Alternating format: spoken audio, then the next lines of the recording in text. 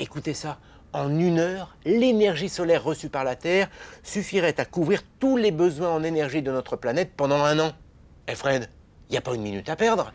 Ne t'inquiète pas, Jamy, je suis sur le coup, regarde. J'ai mis la main sur un véritable champ de panneaux photovoltaïques. Tu sais, ce sont ces panneaux solaires qui sont capables de transformer l'énergie du soleil en électricité. Et tout cela se trouve sur le toit de l'un des entrepôts du marché Saint-Charles à Perpignan, le plus grand marché de fruits et légumes d'Europe.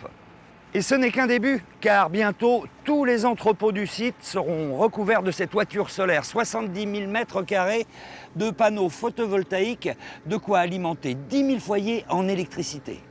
Oui, il faut dire qu'avec 2500 heures de soleil par an, le littoral du Languedoc-Roussillon est l'une des régions les mieux placées en France pour exploiter l'énergie du soleil.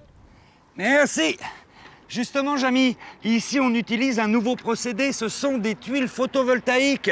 Bien sûr, elles permettent de produire de l'électricité, mais en même temps, elles servent de matériaux de construction. Ici, par exemple, elles remplacent directement l'ancienne toiture. Alors, ces tuiles, une fois assemblées, sont parfaitement étanches, elles sont très solides, et ce qui ne gâche rien, elles sont assez esthétiques.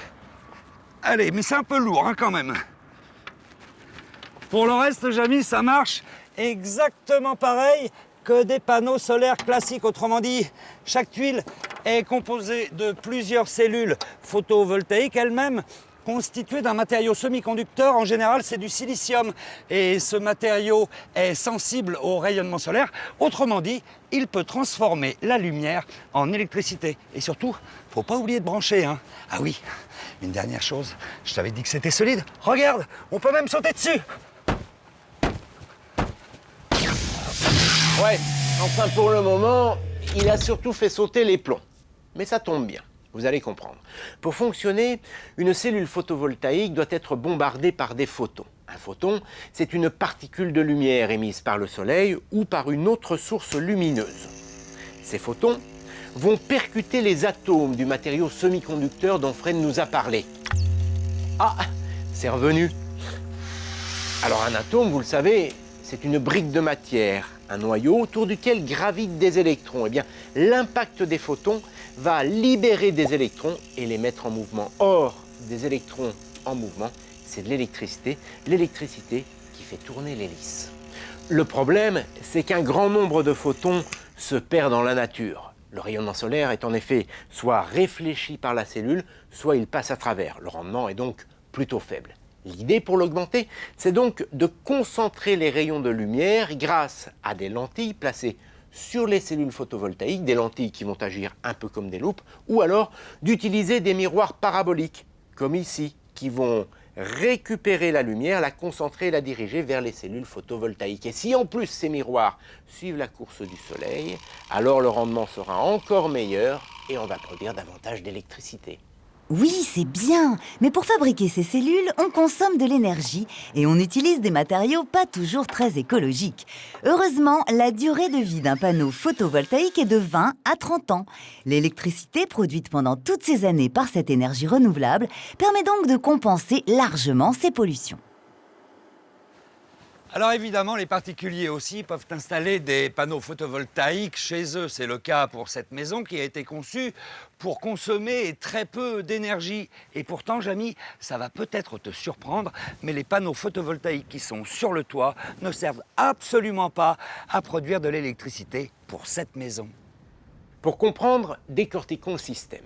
L'électricité est produite par des panneaux photovoltaïques. Ces panneaux produisent du courant continu. Pour être utilisé par les appareils électriques, ce courant doit d'abord être transformé en courant alternatif grâce à un onduleur. Alors si l'habitation n'est pas connectée à un réseau, si c'est une ferme isolée par exemple, eh bien l'électricité est directement utilisée par les appareils électriques. Une partie est également stockée dans des batteries pour alimenter la maison quand il n'y a pas de soleil ou bien la nuit. Si en revanche, la maison est connectée à un réseau, au réseau EDF par exemple, eh bien l'électricité est réinjectée sur ce réseau. Elle est en fait rachetée par le producteur. C'est pour ça, Jamy, que dans cette maison, il y a 2 compteurs électriques. Celui-ci calcule la consommation d'électricité prélevée sur le réseau et celui-là, la production d'électricité envoyée vers le réseau.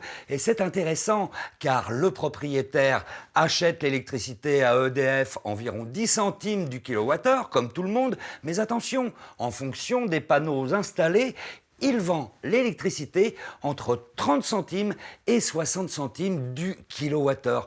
Et tout cela a été mis en place tout simplement pour encourager le développement des énergies propres. Alors bien sûr, il faut investir dans des panneaux solaires, mais ensuite, on peut gagner de l'argent. Cela étant dit, avant de penser au photovoltaïque, mieux vaut d'abord s'offrir une bonne isolation et acheter des appareils basse consommation, exactement comme ici. Ça, c'est l'essentiel. Eh dis donc, faut pas se gêner. Vous êtes qui, vous? Jamy, tu m'avais pas dit que c'était des copains à toi? Ah non, là t'es chez des gens, hein, je les connais pas. C'est le soleil, ça tape sur la tête, hein.